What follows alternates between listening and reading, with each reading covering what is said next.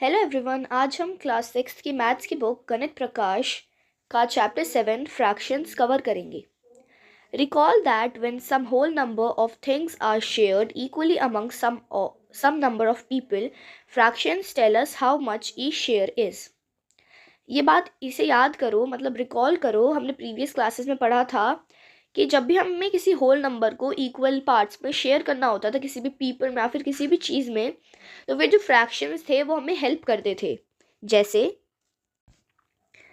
1/4, मतलब हमारे पास 4 पीसेज हैं और उनमें से हमें 1/1 सबको गिवन देना है. मतलब हमारे पास 4 लोग हैं, उनमें इक्वली शेयर करना है.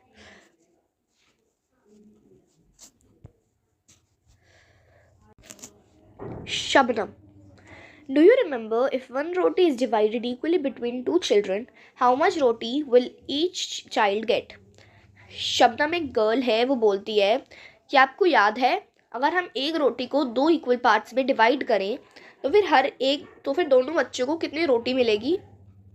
फिर जो मुक्ता थी वो कहती है each child will get half roti. वो बताती है कि दोनों चाइल्ड, मतलब ईच चाइल्ड, दोनों चाइल्ड को हाफ रोटी मिलेगी. Shabnam, the fraction 1/2 is written as 1/2. मतलब फिर जो we also sometime read this as 1/2. फिर जो शबनम थी वो बताती है कि जो फ्रैक्शन है 1/2 उसे 1/2 करके लिखा जाता है. We also sometimes read this as 1/2 और हम इसे 1/2 करके भी रीड करते हैं. फिर मुक्ता कहती है if one roti is equally shared among 4 children, how much roti will one child gate.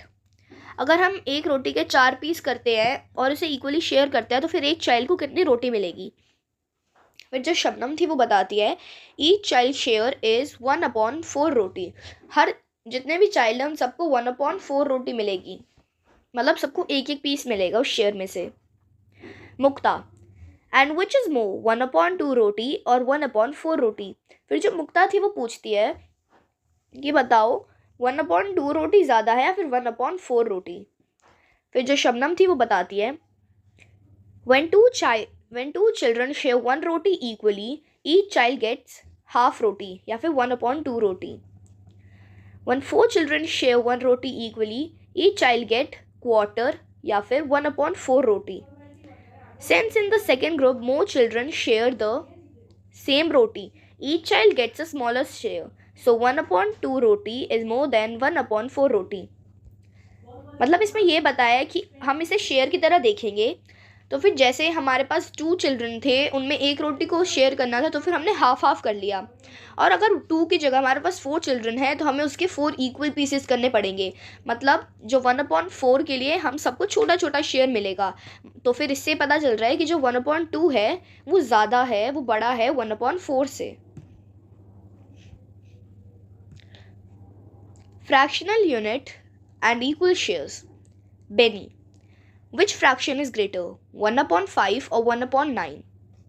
Beni पूछती है कि कौन सा फ्रैक्शन ग्रेटर है, 1/5 या फिर 1/9. फिर जो अरविंद है वो बताता है 9 is bigger than 5, so I would guess that 1/9 is greater than 1/5. Am I right?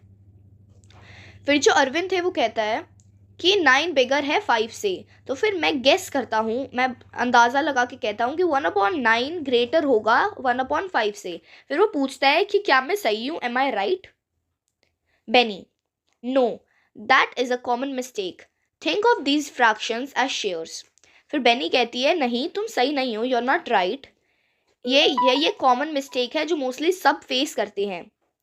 फिर वो कहती है कि इन फ्रैक्शंस को शेयर की तरह देखो, जैसे हमें इन फ्रैक्शन में कुछ चीज़ को शेयर करना है, ऐसे देखो. Arvind, if one roti shared among 5 children, each one gets a share of 1/5 roti. If one roti shared among 9 children, each one gets a share of 1/9 roti. फिर वो अरविंद बताता है कि अगर हम एक रोटी को 5 चिल्ड्रन में बांटेंगे, शेयर करेंगे, तो फिर हर एक चिल्ड्रन को 1/5 रोटी मिलेगी. अगर हम उसी रोटी को 9 चिल्ड्रंस में बांटेंगे तो सबको 1/9 रोटी मिलेगी. फिर बेनी कहती है exactly, now think again which share is higher. फिर वो बोलती है कि बिल्कुल सही किया तुमने अब, और अब ये बताओ कि इन दोनों में से कौन सा शेयर हायर है, 1/5 या फिर 1/9. अरविंद कहता है if I share with more people I will get less. अगर मैं ज़्यादा लोगों के साथ शेयर करूँगा तो मुझे कम मिलेगा. सो 1/9 इज स्मॉलर देन 1/5. फिर बेनी कहती है यू गॉट इट, कि अब तुम्हें समझ आ गया. When one unit is divided into several equal parts, each part is called a fractional unit. These are all fractional unit.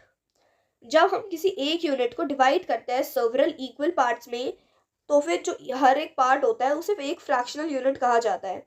और ये सारी फ्रैक्शनल यूनिट्स ही हैं.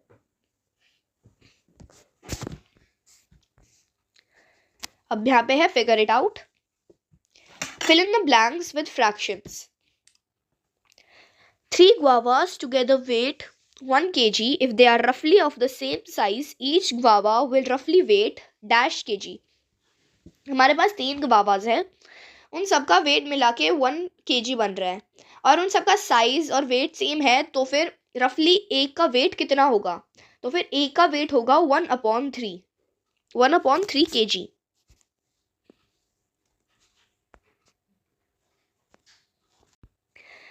सेकेंड है a wholesale merchant packed 1 kg of rice in 4 packets of equal weights. The weight of each packet is dash kg. एक wholesale merchant है, उसने 1 kilo rice को 1 kg rice को पैक किया है 4 पैकेट्स में जिनका वेट इक्वल है. तो फिर हर पैकेट का वेट कितना होगा? हर पैकेट का वेट होगा 1/4 kg. 4 friends ordered 3 glasses of sugarcane juice and shared it equally among themselves. Each one drank dash glass of sugarcane juice. 4 friends थे, उन्होंने ऑर्डर किए थे 3 ग्लास शुगरकेन जूस के, गन्ने के जूस के, और उन्होंने इसे इक्वली बांटा था आपस में. तो फिर एक बच्चे ने कितना जूस पिया होगा, एक फ्रेंड ने कितना पिया होगा? तो उनके पास वो 4 फ्रेंड्स थे, तो फिर 3/4.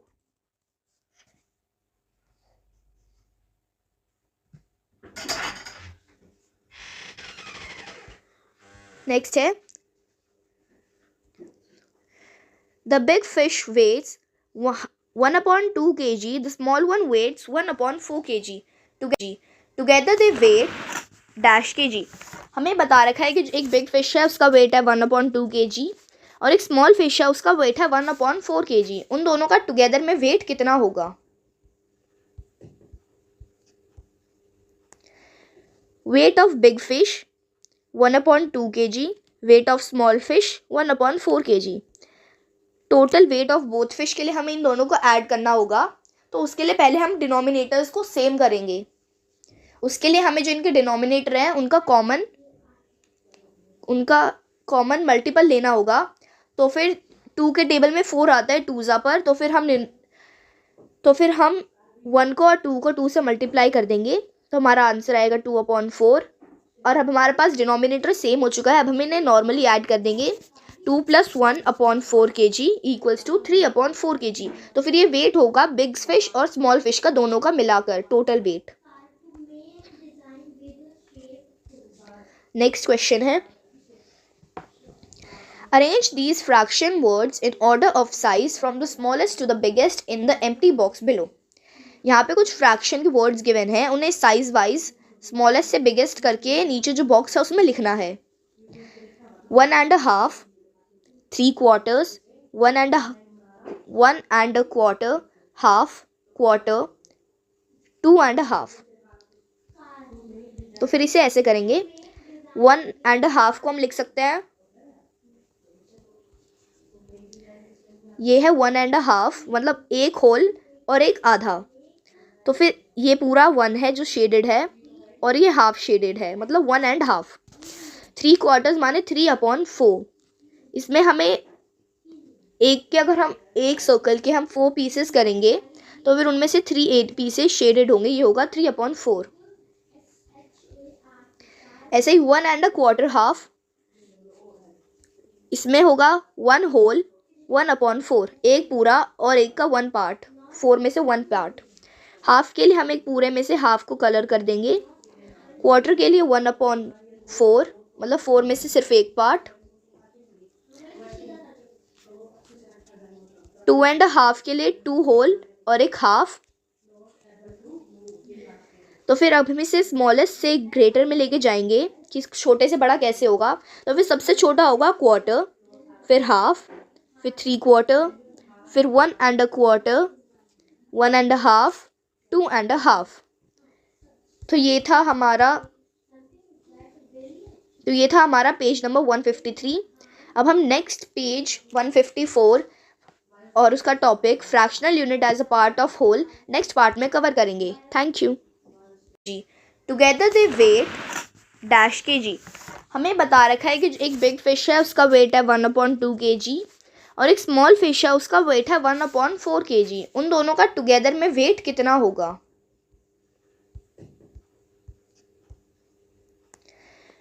Weight of big fish 1/2 kg, weight of small fish 1/4 kg। Total weight of both fish के लिए हमें इन दोनों को ऐड करना होगा। तो उसके लिए पहले हम डिनोमिनेटर्स को सेम करेंगे। उसके लिए हमें जो इनके डिनोमिनेटर हैं उनका कॉमन मल्टीपल लेना होगा। तो फिर 2 के टेबल में 4 आता है 2s पर, तो फिर हम 1 को और 2 को 2 से मल्टीप्लाई कर देंगे, तो हमारा आंसर आएगा 2/4। और अब हमारे पास डिनोमिनेटर सेम हो चुका है। अब हम इन्हें नॉर्मली ऐड कर देंगे।